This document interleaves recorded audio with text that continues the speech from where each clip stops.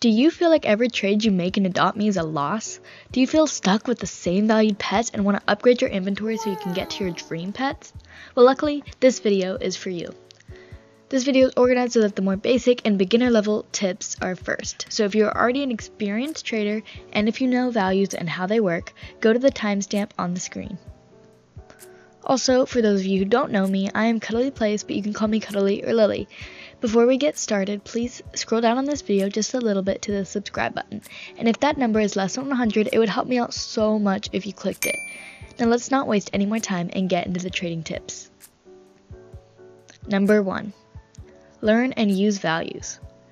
To upgrade your inventory quickly, you will have to base a lot of your trades on values, like them or not.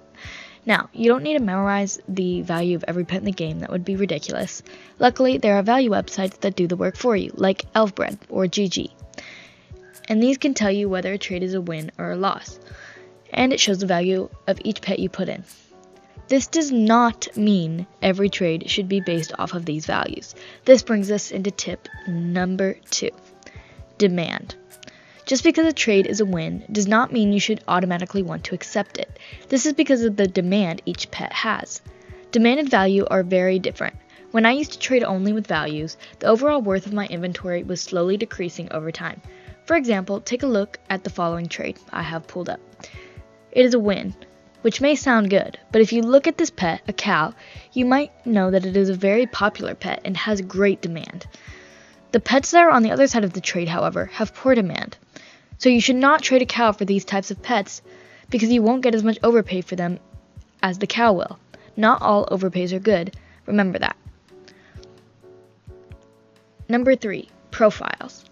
Please customize a profile, guys, if you are going to be doing a lot of trading. It takes just 5 minutes just to put a simple for trade section in, and it will be so worth it. People will easily be able to view it and will likely want to trade you more if you have displayed pets.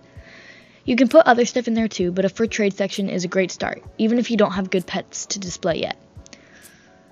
Number 4, trading stands. Buy a trading stand if you have the Robux. It is very much worth it. You can grind tasks and trade at the same time. But if you don't have Robux, you can trade for one pretty easily too. Now I want to get into more niche tips and personal secrets I use to really find better trades and get good overpays. The first is keeping track of the overall value of your inventory, whether it is rising or dropping. This basically means making sure you are making the most of every pet you have. For example, if you trade away several good pets for your dream pet, and you plan to keep it locked or NFT forever, that's totally fine. We all do it. But remember, when you lock a pet, you're removing its value from your trading potential. If you do this too often or consistently overpay for pets you won't ever trade again, it can slow down your progress.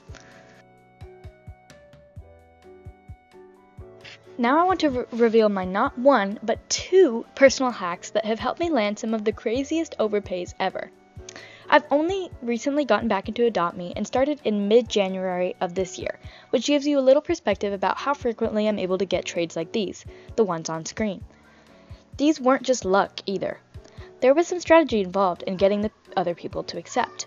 I want to focus on this trade you see here in the middle, where I gave up my Mega Rock, Dracula Parrot, and Dragon for a Mega Ride Chameleon. This was a massive win, and I'm still very happy with this trade to this day. Now here is the real hack, and it's not what you might think. What sealed that trade wasn't just what I offered, it was how I acted while trading.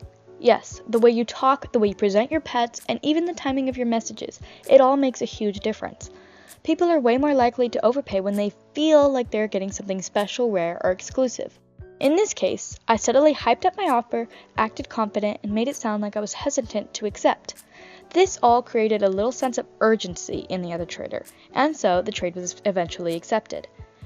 This way of talking and persuasion will only work sometimes, and you need to know how to use it in moderation. But trying it out will really boost your chances of getting an overpay like this. On the other trades you saw, I similarly tried to create a sense of urgency in the other person and act a little nonchalant. If you get too openly excited and if you happen to accept too fast or say something about it in chat, they will likely realize they might be overpaying and will decline. So be strategic when you're interacting while trading.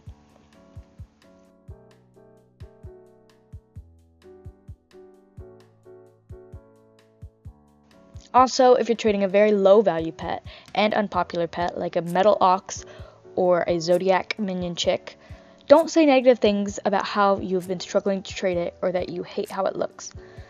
That will definitely not encourage the other person to accept the trade at all, so just avoid saying negative things about your own offers.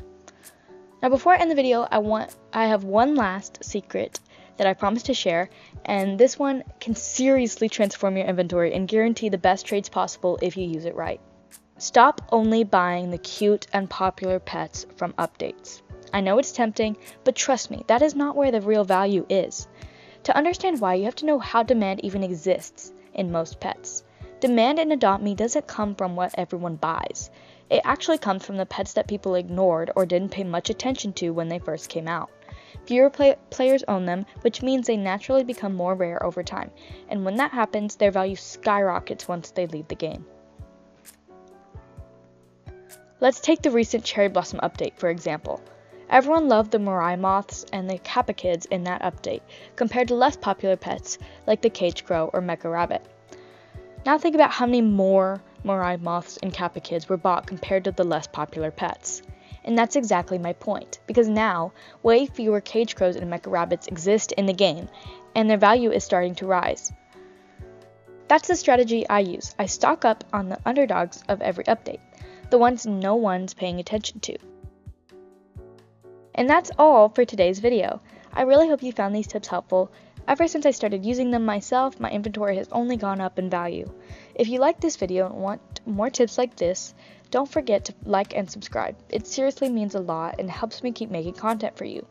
Now with summer coming, hopefully I can get even more videos out for you and grow my channel, so even giving this video any kind of engagement at all helps with that goal.